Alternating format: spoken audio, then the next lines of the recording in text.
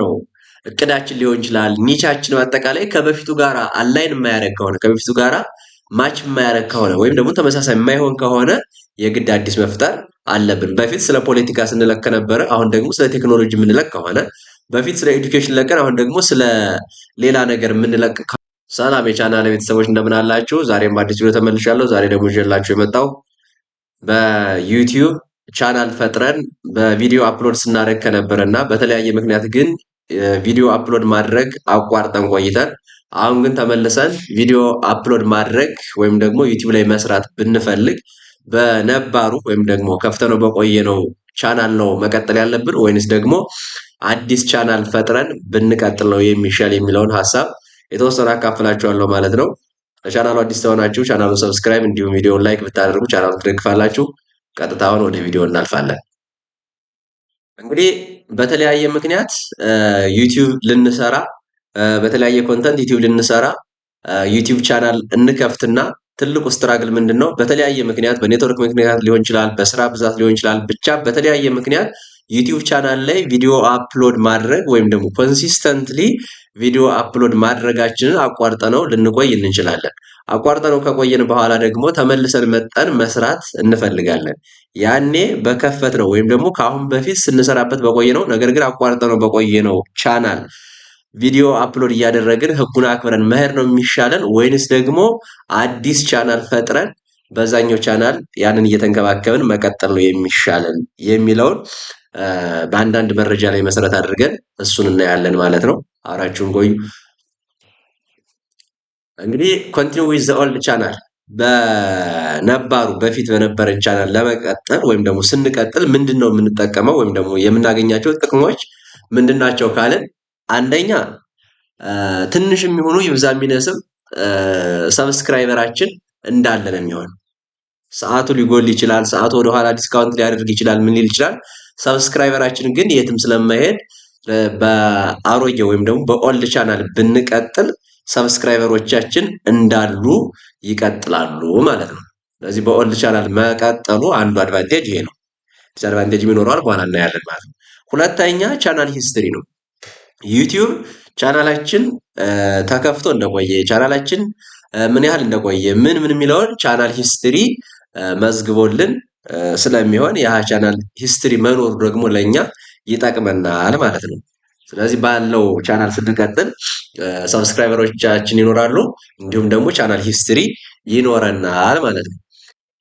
በሶስተኛ ደረጃ ብራንድ ሪኮግኒሽን የምንለው የምንለቀው ቪዲዮ ከበፊቱ ተለቀቅናቸው ቪዲዮዎች ጋር ተመሳሳይ የሚሆን ከሆነ ባለው ማለት ከበፊት በነበረው ቻናላችን ብንቀጥል የተሻለ አሁንም ይጠቅመናል ማለት ነው። ስለዚህ ብራንዳችንን ካልተቀየረ እዚያው ከበፊቱ ጋር ተመሳሳይ ተሆነ ምንም እንኳን አቋርጠነው ብንቆይም እዚያው በነበረው ቻናል ብንቀጥል ሞር ተጠቃሚ እንሆናለን ማለት ነው።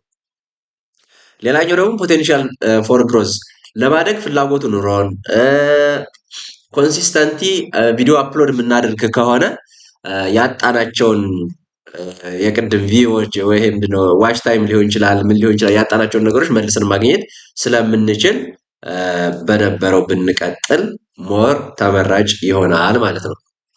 አዲስ ስንፈጥርስ አዲስ የምንፈጥር ፍሬሽ ስታርት ያ ማለት የምንፈጥረው ወይም ደግሞ አሁን ልንለቀው ያሰብነው እቅዳችን ሊሆን ይችላል ኒቻችን በአጠቃላይ ከበፊቱ ጋራ አላይን የማያደርግ ከሆነ ከበፊቱ ጋራ ማች የማያደርግ ከሆነ ወይም ደግሞ ተመሳሳይ የማይሆን ከሆነ የግድ አዲስ መፍጠር አለብን። በፊት ስለ ፖለቲካ ስንለቅ ነበረ፣ አሁን ደግሞ ስለ ቴክኖሎጂ የምንለቅ ከሆነ በፊት ስለ ኤዱኬሽን ለቀን አሁን ደግሞ ስለ ሌላ ነገር የምንለቅ ከሆነ አዲስ ከሆነ አዲስ ቻናል ብንፈጥር ተመራጭ ይሆናል ማለት ነው። ሌላኛው እንግዲህ ይሄንን ኒቻችን ይሄ ያንደኛው ምንድነው ሐሳባችን ወይም ዓላማችን ግባችን ሌላ ነገር ልንሰራ ካሰብን ማለት ነው።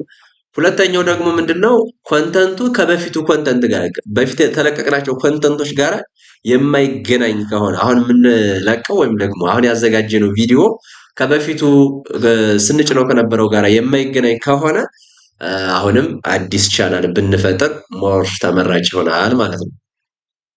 avoid confusion if your world channel has mixed content የበፊቱ ቻናላችን ደግሞ አሁን አዲስ ብንፈጥር ደግሞ አንዱ ሌላው ተመራጭ ከሚያደርገው ነገር የበፊቱ ቻናላችን ስለ ኤዱኬሽን ሊሆን ይችላል፣ ስለ ብሎግ ሊሆን ይችላል፣ ስለ ፖለቲካ ሊሆን ይችላል። ብቻ ድብልቅልቅ ያለ ነገር በፊት ስንለቅበት ከነበረ አሁን ደግሞ ግልጽ የሆነ አንድ አይነት የሆነ ኮንተንት መልቀቅ ከፈለግን በፊት አንድ ጊዜ ሌላ አንድ ጊዜ ሌላ እየለቀቅን ስናስቸግራቸው የነበሩ ኦዲየንሶቻችንን አሁን ግልጽ በሆነ መንገድ ማስረዳት ወይም ደግሞ ግልጽ በሆነ መንገድ መልቀቅ የምንፈልግ ከሆነ አዲስ ቻናል ብንመርጥ ወይም ደግሞ አዲስ ቻናል ብንፈጥር ሞር ተመራጭ ይሆናል ማለት ነው። ስለዚህ እነዚህ ነገሮች ኮንሲደር በማድረግ አዲስ ቻናል ልፍጠር ወይስ ደግሞ በበፊቱ ቻናል ልቀጥል የሚለውን መወሰን ትችላላችሁ ማለት ነው። ሪኮሜንዴሽን የማደርገው ነገር ኤቫሉዌት ዮር ጎልስ፣ አላማችሁን መለየት። ከበፊቱ ጋር ይሄዳል አይሄድም፣ ከበፊቱ ዓላማና ከአሁኑ ዓላማ የራሳችሁን ጎል ኤቫሉዌት ማድረግ መቻል አለባችሁ።